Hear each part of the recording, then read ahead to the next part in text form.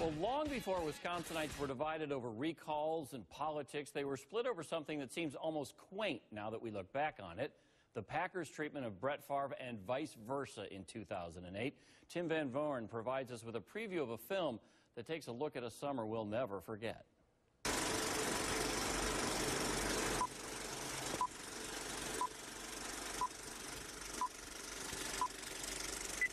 You know, you get a taste of it and you want more.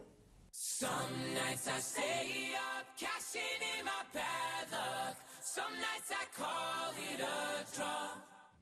Will I find something to do that's equal to throwing a touchdown pass in Lambeau Field? I doubt it. Will I find something that's as equal as playing in the Super Bowl or playing in a game in general? I doubt it. I'm not even going to try.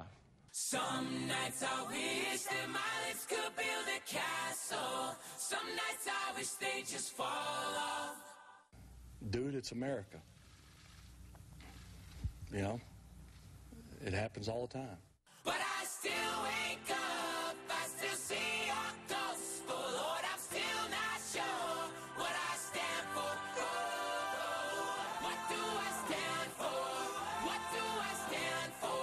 Most nights I don't know. I've been thinking for a long time about what kind of film I want to make. And when I came up with doing Last Day at Lambeau, I learned that what I need is a subject that I'm equally passionate about as I am the making of it. As the subject matter for his first independent documentary feature film, Michael Nielsen could have done worse than the Packers severing their ties to Brett Favre. I was asked the question if I was totally committed to the Packers, and I know it's been documented. And I posed the same question back to them. And I don't think either side could totally commit after all that's happened. While subsequent events have certainly altered the view of that singular event. Last 2 weeks, 3 weeks, this whole offseason has been bizarre, whatever you want to call it. But it is what it is. I am a member of the Jets. I'm excited about it. I'm excited about the opportunity. It was as polarizing as possible at the time. The whole Brett Favre divorce, if you want to call it that, kind of became a topic akin to like religion and politics in Wisconsin. It became like this really touchy subject that would like end friendships if you got into like talk to the wrong person about it. Nielsen decided to talk to all kinds of people about it, although Favre's agent, Bus Cook, never returned his phone calls about including the quarterback. It's unusual. I mean, this is not normal. Having grown up as a Packer fan and a Favre fan, the Austin, Texas filmmaker conducted enough interviews to make Last Day at Lambeau, a project plenty in Packers Nation are already buzzing about. Is Last Day at Lambeau pro-Favre or anti-Favre? And I promise I'm not running from the question by saying I hope it's neither. The title is a bit misleading, at least in a literal sense.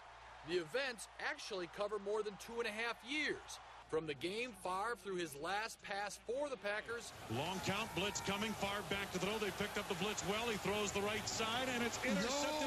R.W. McQuarters. I beg your pardon, intercepted, not by McQuarters, but by Corey Webster.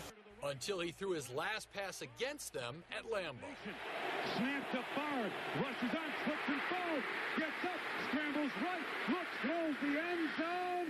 It is incomplete to the hands of Boss.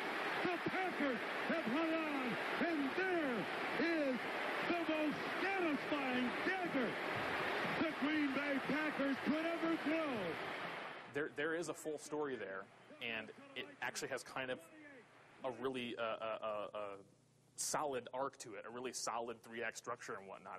And so I thought it was ending perfectly with the 2007 AFC title game. It actually ended perfectly on October 24th, I thought. You could not have asked for a more dramatic ending to that game. Nielsen is justifiably proud of his finished product.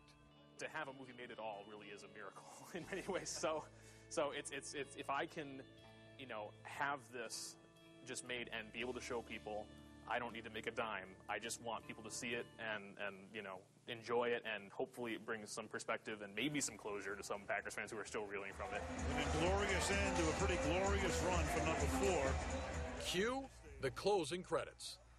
In Milwaukee, Tim Van Voren, Fox 6 Sports. The general public will be able to see the film next month at the Wisconsin Film Festival in Madison. Last Day at Lambeau has been selected to headline the festival's